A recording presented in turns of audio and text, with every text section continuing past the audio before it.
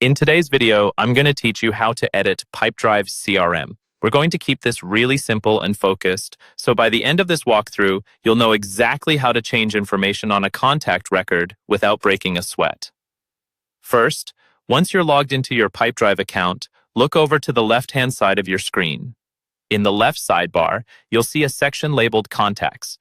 This is where all of your people and organizations are stored. Go ahead and click on Contacts. This will open up a list of everyone currently in your CRM. Next, find the specific contact you want to update.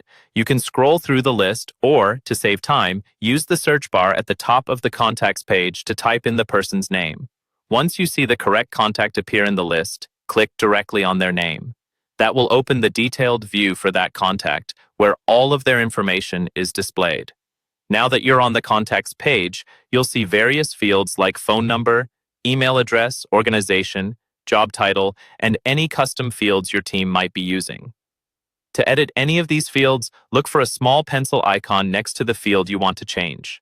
The pencil icon is Pipedrive's universal indicator that something can be edited. Click on that pencil icon. The field will become active, usually turning into an editable text box or a drop-down menu, depending on the type of field. This is where you enter the new value you want. For example, if their phone number changed, delete the old number and type in the new one. If it's a text field like a title or a note, just replace or adjust the text as needed. Take a quick moment to double-check what you've typed. Accurate data is crucial in a CRM, and fixing little mistakes now saves you trouble later.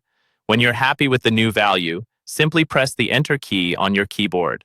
Pressing Enter saves the change immediately. You should see the field update and the pencil icon return, confirming that your new information has been stored. You can repeat this process for any other fields you need to adjust on the same contact.